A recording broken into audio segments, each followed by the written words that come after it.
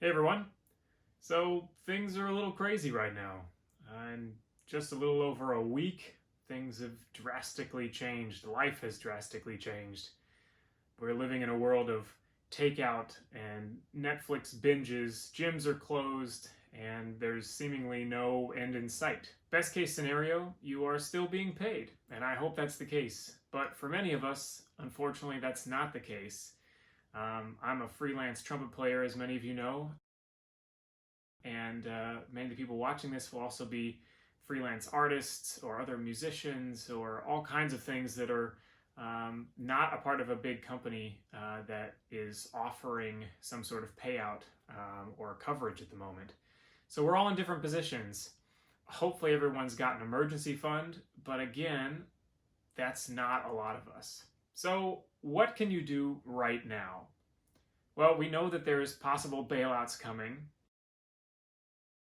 I've heard numbers as low as 1,000 all the way up to 4,500. I even heard one number at $7,500. But I want to stress the fact that there's no guarantee of that. Obviously, we're hoping for the best, but there's no guarantees. There's also possible mortgage breaks coming, which would then hopefully trickle down to people like me, renters. But again, this is not a guarantee. You can apply for state-funded unemployment through your local unemployment office, and you can receive checks for up to 26 weeks. But again, this is not a guarantee. And from what I understand from all the articles that I've read, phone lines and offices are very busy. So right now, the most important thing for us to do is cut spending. Make a list of what you need, whether it's just you or your family. Make the list of what your necessities are and commit to living on those. Especially if this continues for a long time, spending as little as possible is going to be a necessity. So, as many of you know, interest rates are really low right now. So what should we do? The Federal Reserve cut interest rates to between 0 and 0.25%. These are historic lows, and in some ways, this is something that we can take advantage of. Banks are typically about 3% above the Federal Reserve rate, so that puts them right now at like roughly 3.25%.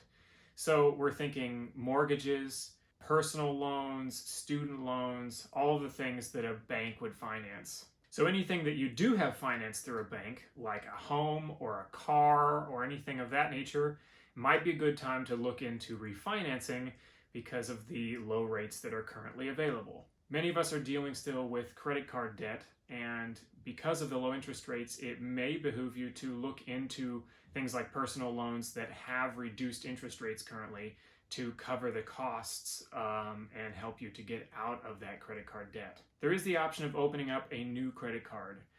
There are credit cards out there that are designed for balance transfers and sometimes will have reduced rates for balance transfers, as well as introductory periods of 0% interest rates. So that's also an option, but not necessarily right for everyone. Many of you are probably also thinking about student loans. So we have two types of student loans: federal loans and private loans. Federal loans have rates that are set when you take out the loan, and those never change. But of course, federal loans come with all kinds of forgivenesses that are possible. There's repayment plans, all kinds of things like that. Whereas private loans don't have that. However, you can refinance them. So if you do have any private student loans, now might be a good time to look into your interest rates and possibly refinancing those private student loans. So I was actually planning on making a video on student loans in the future, but because this is such a real topic right now with where interest rates are, I figure that I will dive into that a little bit. So as of March 19th, there is a proposal that is on the table presented by Senators Schumer, Murray, Brown, and Warren. The details of the plan are to suspend student loan payments for like a 3-month grace period, suspend all interest capitalization on student loans for now, and to forgive a minimum of $10,000. That's a minimum of $10,000 in all federal student loans. Now, that's not private loans. If passed, that would mean a lot of relief for students with high student loan debt. So as of now, we know that they will do something, but we don't know what. So we are sort of holding on until we figure out what's happening. So what is happening for sure? Well, we know that there is a 60-day forbearance. You can apply for the forbearance. You do have to apply for it.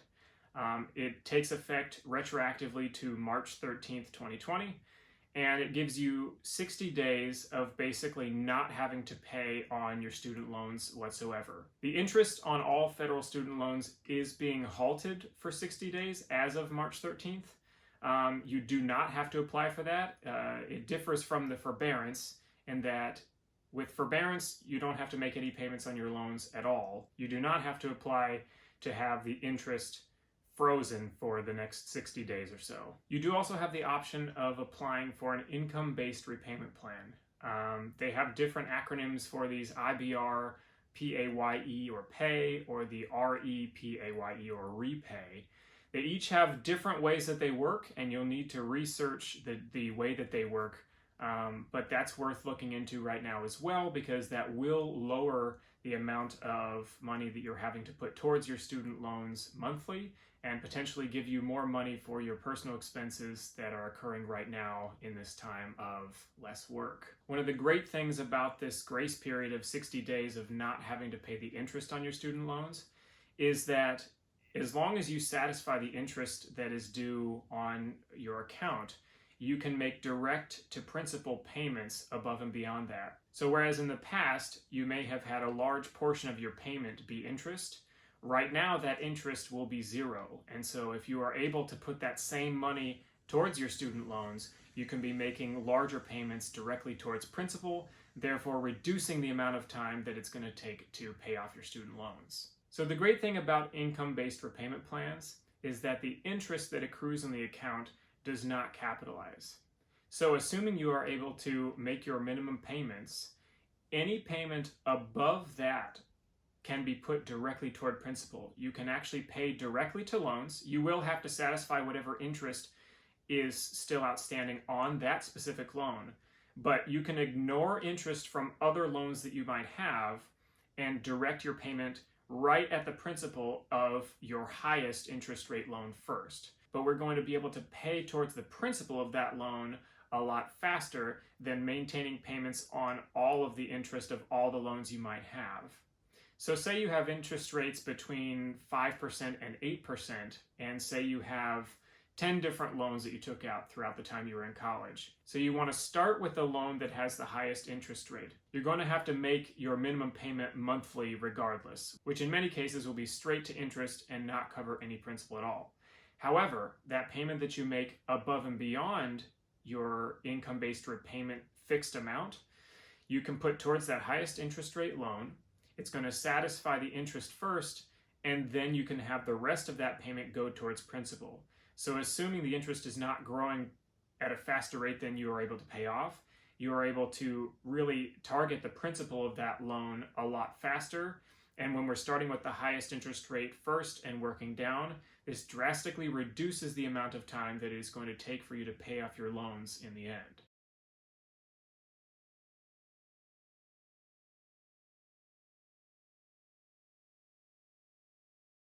So my last thought is regarding what's commonly called buying the dip.